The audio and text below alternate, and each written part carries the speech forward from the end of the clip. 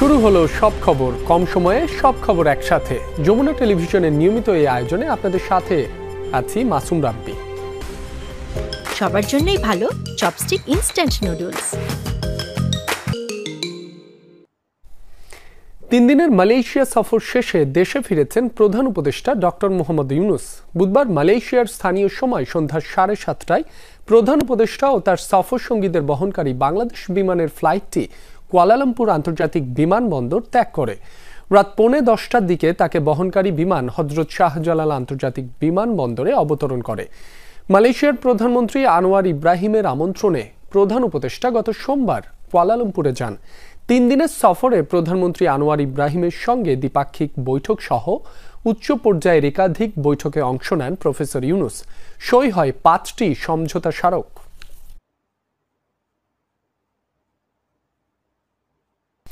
এর আগে প্রধান উপদেষ্টা প্রফেসর মোহাম্মদ ইউনূসকে সম্মানসূচক ডক্টরেট ডিগ্রি প্রদান করে মালয়েশিয়ার কেবাংসান ইউনিভার্সিটি।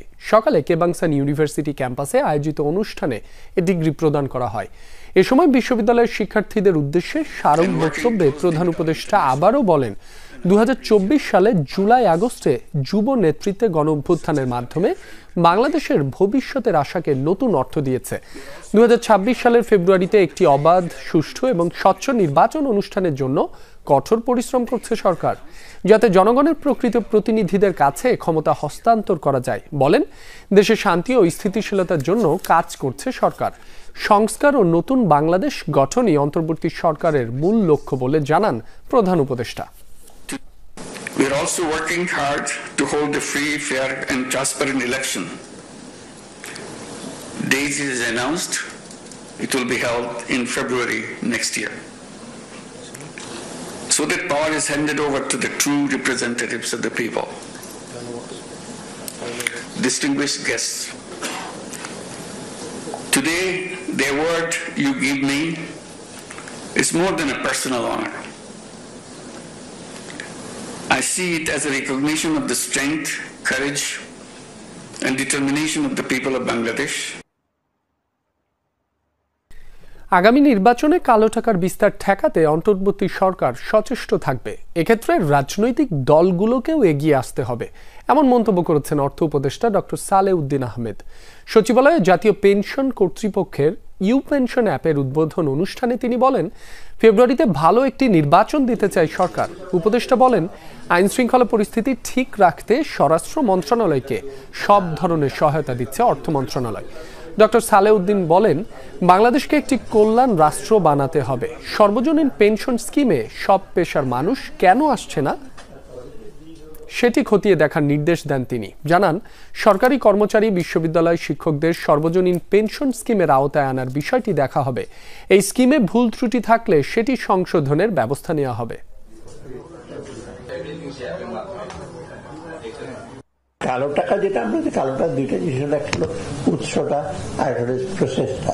আমরা চেষ্টা করছি উৎসটা বন্ধ করতে। আগে তো ব্যাংকের মালিক, ইন্ডাস্ট্রির মালিক, টেলিভিশনের মালিক, নিউজ পেপারের মালিক, ফ্ল্যাটের মালিক, সব একজনই, সে ডিসাইড করবে। এখন তো এটা হচ্ছে না, এখন তো একটা মোটামুটি একটু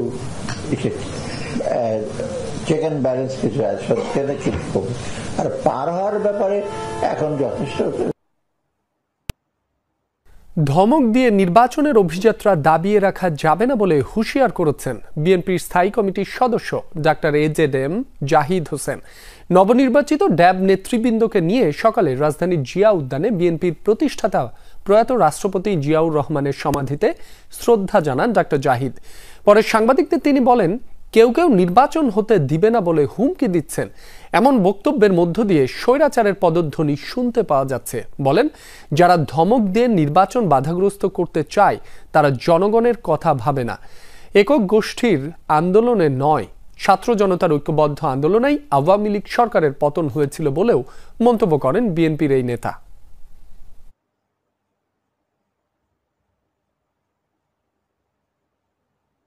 হুমকি দেন যে আগামী দিনে নির্বাচন হতে দেবেন না।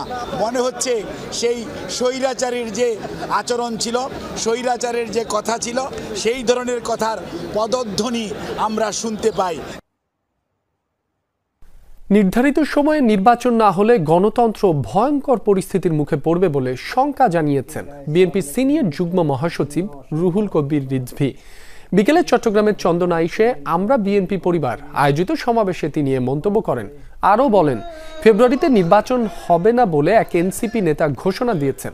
নির্বাচন নিয়ে এনসিপি নেতৃত্বের মুখে শেখ হাসিনার মতোই কর্তৃত্ববাদী কণ্ঠস্বর শোনা যাচ্ছে।